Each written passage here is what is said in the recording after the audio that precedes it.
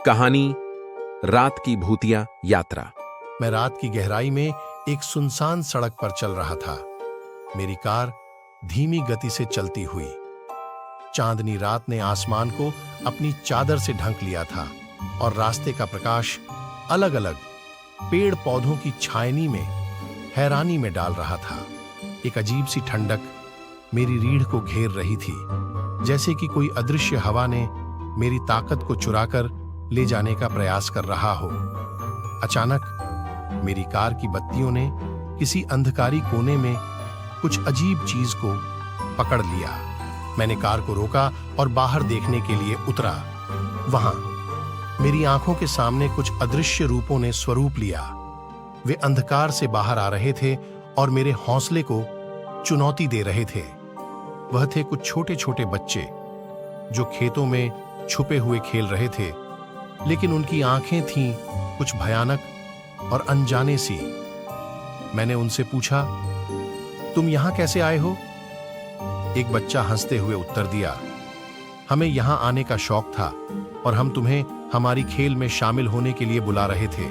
मेरे चेहरे पर एक अजीब सी ठंडक छाई गई, क्योंकि इतनी देर रात को एक अजीब सी खेल की डब बच्चों ने मेरी रात को चुनौती देने का इरादा किया था। मैंने उनसे कहा, मुझे घर जाना है, मैं तुम्हारे खेल में शामिल नहीं हो सकता। बच्चे हंसते हुए मुझसे बुलवाहट करते हैं, पर हम बहुत अच्छा खेलते हैं, तुम एक बार खेलोगे तो हमें बहुत अच्छा लगेगा। मेरी अजीब आत्मा ने मुझे कहा कि इसमें कुछ अनूठा है, लेकिन मैंने इसे नजरअंदाज करके वापस कार में बैठ लिया। कार को मैंने फिर से चलाया और उस सुनसान सड़क पर अपनी यात्रा जारी रखी। रात की गहराई में मेरी कार की आवाज ने एक अजीब सी गूंथा बना दी थी, जैसे कि कोई अंतरिक्ष से आवाजें आ रही हों।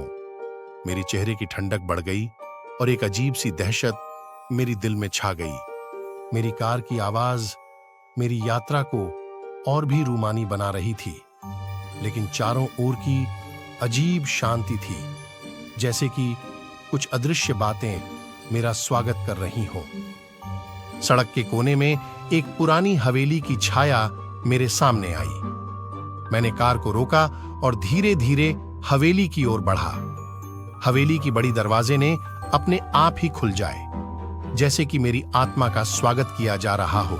मैंने धीरे धीरे हवेली के अंदर कदम रखा और वहां कुछ अदृश्य शक्तियों ने मेरा स्वागत किया। हवेली की दीवारों में छुपे रहस्यमयी चित्रों ने मेरी भूचाल आत्मा को एक अजीब सा सुकून महसूस कराया। रात बीती और मैं हवेली से बाहर निकला, लेकिन वहां कुछ बदल चुका था। रास्ता अब भी गहरे अंधकार में था, लेकिन उसमें वह डरने की बात नहीं रही थी। मेरी यात्रा को एक नए दृष्टिकोण से देखने के बाद मैंने अपनी कार को फिर से चलाया और वापस घर की ओर बढ़ा। इस अजीब रात की भूतिया यात्रा ने मेरे जीवन को बदल दिया। वहां के अद्वितीयता ने मेरी दृष्टि को सुधारा और भूतिया सिर्फ डर नहीं, बल्कि एक नए संगीत और प्रेम की भावना के साथ जुड़ा। इस अनूठी रात का सामंजस्य ने मेरे अंदर एक नया आत्मा जागृत किया, जो अब समझता था कि भूतिया चीजें हमें डराने के लिए ही नहीं, बल्कि हमें सीखने और सुनने के लिए भी हो सकती हैं।